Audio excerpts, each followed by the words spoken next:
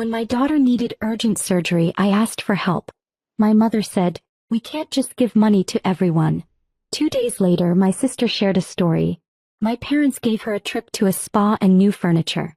I didn't stay silent. I took action. My parents were shocked because when your child needs life-saving surgery and you don't have the money, something inside you breaks. I found that out on a Tuesday morning in October. One second I was packing Ellie's lunch and the next my phone was ringing from an unknown number. It was the school nurse. My 7-year-old had fainted during recess. I got there fast, but by the time I arrived, the paramedics were already loading her into the ambulance. I kept asking what was wrong, but no one had answers. Just clipped phrases. Low blood pressure. Abdominal pain. Unresponsive. The hospital gave me the full picture. Ellie had a severe intestinal obstruction. Congenital apparently. Silent until now. It was serious. The doctor explained the complications. Words like necrosis, infection, rupture. Surgery had to happen within the week. The sooner the better. Recovery would be long. Expensive. But if we waited, she might not recover at all. The estimate they handed me looked like a ransom note. Just under $40,000 up front. The insurance would reimburse some of it. Eventually. But we didn't have time. I didn't have the money. I didn't even have half. I sat alone in the waiting room with that paper in my hand, staring at it until the ink blurred. I felt cold. Not because of the AC, but because I knew what I had to do next, and I already hated it. I had to ask my parents for help. They were wealthy. Very. Their logistics company had taken off about 5 years ago after Alex, my husband, came on board and restructured the whole thing. They'd been barely breaking even before that. Alex brought in real contracts, real money, and actual investors. He built them a system, hired the right team, even gave them cash when the banks wouldn't. He never once asked for a favor back. Then he died. It was sudden. Car accident. He was on his way to pick up flowers for our anniversary. After he died, my parents took over the company. I didn't have the energy to fight. I let them. I had a toddler and a mortgage and grief like a weight strapped to my chest. And I truly believed they'd do the right thing. They promised to manage it for now. Just until I got back on my feet. That was 5 years ago. So I drove to their house. The same one Alex helped pay off. I told them everything. Sat at their kitchen island, holding back tears. Told them how much it would cost. How urgent it was. How I would repay every penny. I wasn't looking for a handout. I was begging for time. My mother tapped her fingers on her mug and said she was sorry, but they couldn't just give money to everyone. My father nodded slowly, like it hurt him to agree. Said they were trying to be careful with their finances. Suggested I sell my car. Maybe downsize. I left. No screaming. No slamming doors. Just silence. I drove to my grandmother's place without even thinking.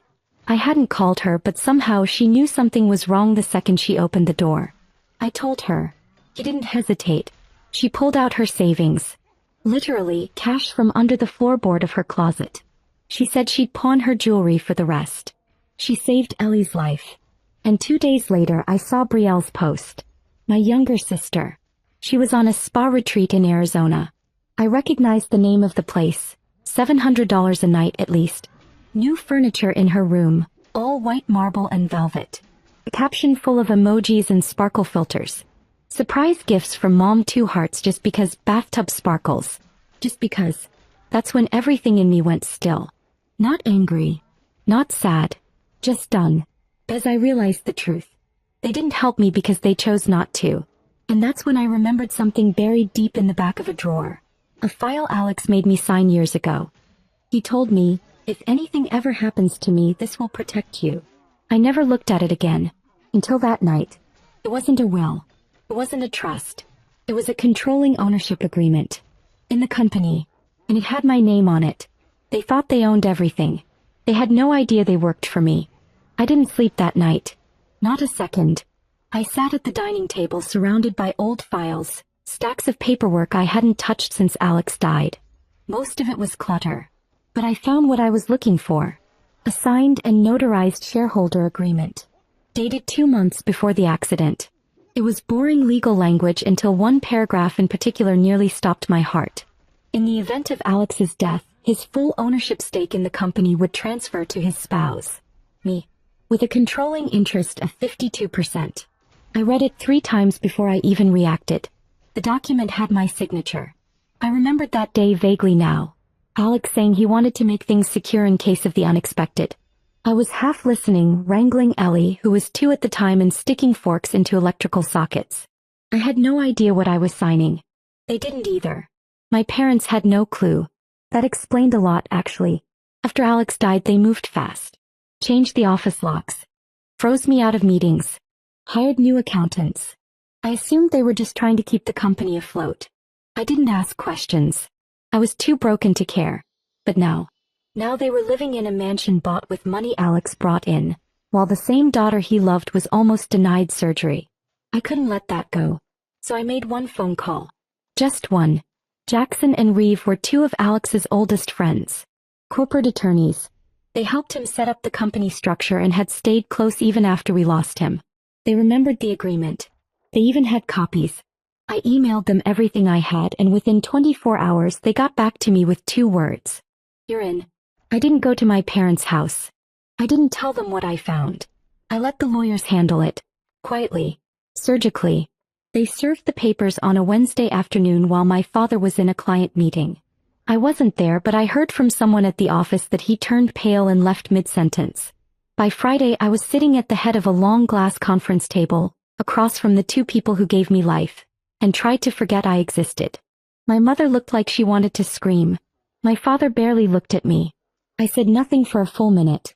I let them sit in it. Then I handed them a printed copy of the shareholder agreement. I told them I'd reviewed the finances, the reports, the bank statements, and I told them what I found. Let's just say it wasn't pretty. There were payments disguised as consulting fees, half of which went straight into my sister's personal account. Company cars for people who didn't exist. Fake vendor contracts.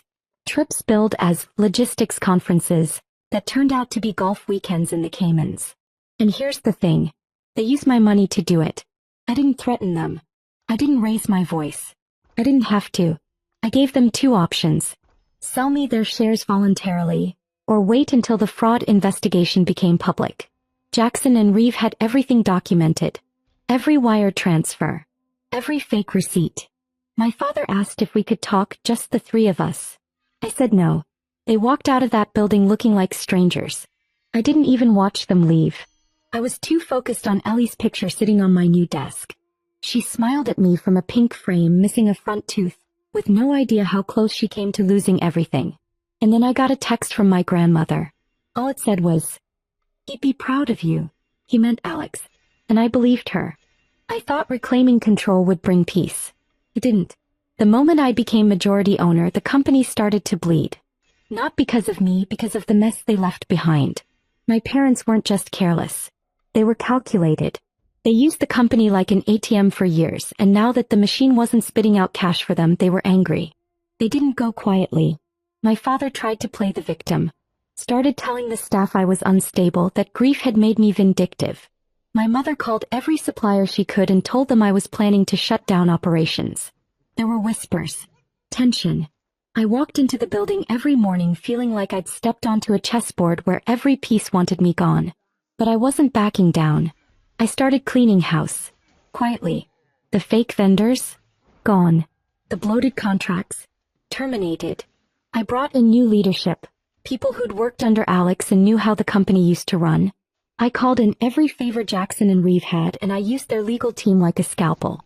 Then 3 weeks in, it escalated. I arrived at the office and my keycard didn't work. At first I thought it was a glitch. But then I saw the new security guy, hired by my father before he was pushed out, standing at the door looking nervous. He said my parents had come in the night before. That they claimed there'd been a leadership mistake. That they were taking back what was theirs. They didn't think I'd show up that early. They didn't expect I'd already frozen the company accounts. Or that I'd filed for an emergency injunction the day before, based on new evidence I found. Falsified tax records going back 4 years. The kind the IRS doesn't overlook. I called the police. Had them escorted off the property. By noon, I sent a company-wide email. I attached every document. Proof of fraud, proof of mismanagement, proof of what they tried to do to their own daughter. I didn't write it emotionally. I didn't ask for pity. I just laid out the facts. Numbers, dates, signatures, names. Then I did something unexpected. I gave the employees a choice. Stay and rebuild with me, or leave and I'd help them find work elsewhere. No hard feelings. 80% stayed. The 20% who left. Most were loyal to my parents, or to the perks they'd gotten through back channels. I didn't care, because that night I went home and Ellie was waiting for me with a drawing. It was me, her, and Grandma, holding hands under a sun with a smiling face. She'd written, "Thank you, Mommy," at the top in crooked little letters. I put it on my fridge, right next to the eviction notice I was preparing, because my parents hadn't paid the property taxes on their house in over 2 years. The deed, also in my name. They thought I wouldn't look that far. They were wrong. I parked across the street and just sat there for a few minutes, engine off, watching the lights in the windows. Their house looked the same, grand, spotless, fake, like the pages of a luxury home catalog, all high ceilings and matching furniture no one ever sat on. A white Range Rover gleamed in the driveway. My mother's car. A gift from Alex 6 months before he died. I wasn't here to reminisce. I had papers in my bag stamped and signed.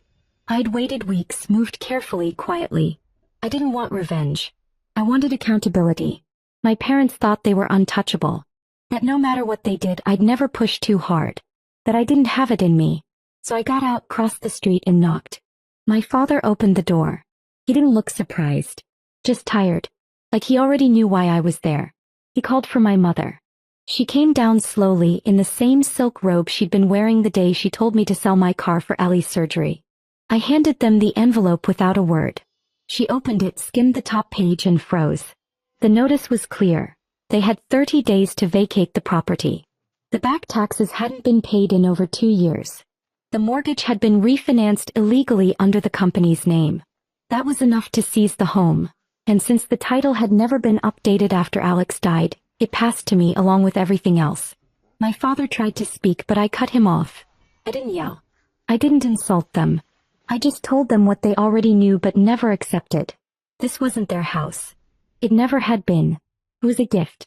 From a man they used. And now it was gone.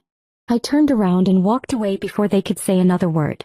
I didn't need to hear excuses. I'd heard enough. 2 weeks later, I hired a team to inventory the house. They were professionals, respectful. I told them to pack up anything my parents could prove they'd purchased themselves.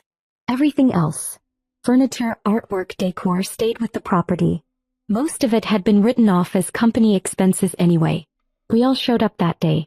She stood in the doorway, arms crossed, watching as a mover wrapped a chandelier in thick plastic. She didn't say hello. She asked if I was proud of myself. I told her I was proud my daughter was alive. She muttered something about how none of this would have happened if Alex hadn't left everything to me. That's when I realized she actually believed she deserved it. That they deserved it. Like it was their birthright. But Alex didn't leave me the company out of sentiment. He did it because he knew what they were. He saw it before I did. He protected me because he didn't trust them to do the right thing. And they proved him right. The house sold within the month. The proceeds went toward paying off the back taxes, settling some final legal fees, and making a sizable donation to the pediatric unit at the hospital that saved Ellie's life. I didn't keep the house. I didn't want it. I just made sure they couldn't use it again. I thought it was over after the house sold. Thought I'd finally closed the last door on everything my parents had broken. But I was wrong. There was one more thing. Something even I hadn't seen coming. It started with a phone call from one of the auditors we'd hired to clean up the company's finances. He asked if I had a few minutes to go over a strange batch of transfers dating back 5 years. I told him to send them over. When I opened the files, I felt my stomach twist. The transfers weren't from the company account. They were from Alex's personal one. Quiet monthly payments. Small enough not to raise alarms, regular enough to be deliberate. All sent to one account I didn't recognize. And they hadn't stopped after his death. They'd stopped 3 months later. I asked Jackson to help me dig into it. It took 2 days to trace the account to a private mailbox in upstate New York. The name attached to it wasn't anyone I knew, but the social security number matched someone who wasn't supposed to exist anymore. My father's first business partner, a man named Joel DeWitt. He'd disappeared after a company scandal years ago. According to my parents, he'd taken off and cut all ties. They blamed him for everything that went wrong before Alex stepped in. But here he was, still alive, still getting payments. From Alex. Jackson pulled old emails, found fragments, conversations between Alex and Joel, bank statements, drafted contracts, and then we found it, a joint project proposal. A side venture Alex had tried to launch with Joel before the main company took off. Logistics and data tech, something way ahead of its time. Alex had offered my father a stake. My father declined. Joel didn't. But something happened. Something ugly. Based on the emails we could piece together, my father forced Joel out. Quietly, legally, and with a payoff to keep it buried. Alex disagreed. But rather than fight, he set up a monthly compensation agreement and promised Joel a silent share of future profits. From his own earnings. That's where the payments came from. And when Alex died, those payments stopped. As my parents made sure they did. Joel never asked again. So I did something I'm sure they never expected. I tracked him down. He lived in a modest apartment outside Albany. Worn down building. No name on the buzzer. I knocked, unsure what I'd even say. He opened the door, thin and older than the last photo I'd seen in the files. But he knew who I was instantly. He didn't invite me in. He just asked, "You found the transfers?" I nodded. He said he figured I would eventually. I asked why he never came forward. Why he let them erase him. He said Alex was the only decent one, and after he was gone, there was no one left to trust. I stood there for a long time before I finally asked him the question that had been burning in my head since I read those emails. Did he have any of the original tech? He smiled barely. Then he reached into a file cabinet and pulled out a dusty binder, labeled with my husband's handwriting. They didn't just destroy people. They buried potential. They tried to erase the one thing Alex built outside of them. And now I had it. The binder changed everything.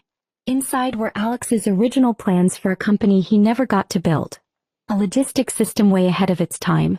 He called it Threadline. It had nothing to do with my parents. It was all him. And Joel. Joel had been quietly paid by Alex until the payments stopped after his death. My parents cut him out and buried the idea. But Joel kept every draft, every sketch. I decided to finish what Alex started. I opened a new company, Threadline Systems. Independent. I used money I recovered from my parents.